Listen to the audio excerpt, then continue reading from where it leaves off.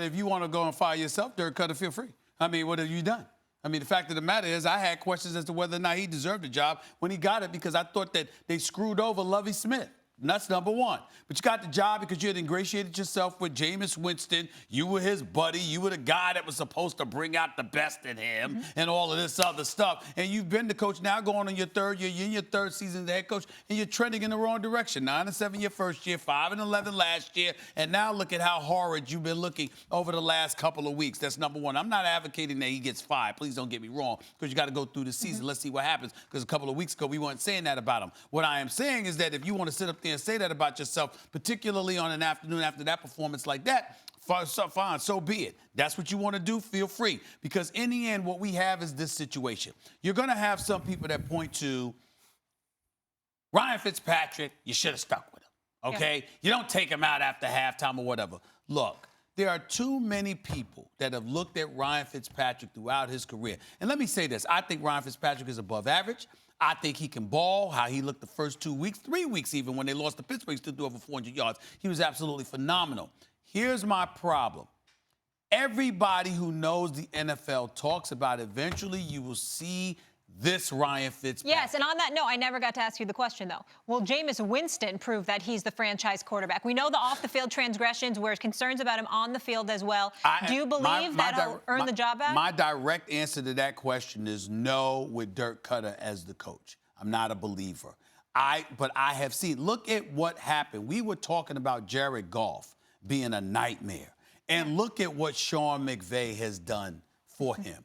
What if Jameis Winston ended up getting a Sean McVay caliber? That's all I mean by that. With Dirk Koetter, the answer would be no. But if you found somebody that can peel out whatever's inside of Jameis Winston the way Sean McVay has done with Goff in L.A., then I would still believe in Goff. I don't believe in Jameis Winston and Koetter. I do believe in Jameis Winston with a better coach. Yeah, McVay and Shanahan and these guys aren't that many of those kind of guys out there. You know, I always talk about the bell curve. So on the far right side, that's where you get the real excellence. Right. By definition, when you're compared to 31 others, there are only going to be a few who are really excellent, and Jameis doesn't have one of those guys. Okay. But I think the answer is no. I don't think he's a franchise quarterback.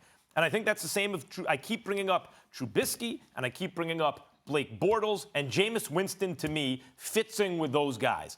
High pick, in his case, #1 overall. Supposed to be a franchise quarterback because he's big and strong with an arm. Lacks accuracy down the field. I mean, look, the irony of Jameis Winston is, for all the off-the-field stuff, which is a problem, it makes you not like the guy when you hear about this stuff. But his on-the-field leadership qualities, when I see, look better to me than Bortles or Trubisky. He looks like an on-the-field leader. It seems as though he has some of that stuff that guys like playing with him. He's not a competent quarterback, guys. No, the knock on him has been being turnover prone. Fitzpatrick, you said he's above average. He's above average, way above average as a backup. As a starter, he's at best average because he's inconsistent. I was just talking about overall. Yeah, but he's competent, basically. And you see what a competent quarterback could do with those offensive weapons. Jameis had those offensive weapons, and he put up okay numbers with the same offensive weapons that Fitzpatrick was lighting it up with. He's not accurate down the field. Fair enough. Interceptions, fumbles, completion percentage. All those things, to me, favor Fitzpatrick in a Tampa Bay uniform than it does with Jameis Winston.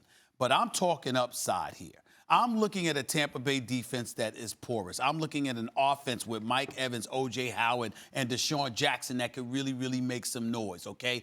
If you can give them anything defensively, this team, to me, can do some things, even with Jameis Winston as your quarterback. I look at Fitzpatrick. I'm not trying to sit there and say that Jameis right now is better than Fitzpatrick, because I don't necessarily believe that. I think he's a better talent, but I don't think his level of production is better than Ryan Fitzpatrick. What I'm saying is, collectively as a team, once you figure these guys out as the season progresses, I believe that Jameis Winston has the opportunity. He has the position to push himself forward more so than Ryan Fitzpatrick, because I think Ryan Fitzpatrick has shown what he is.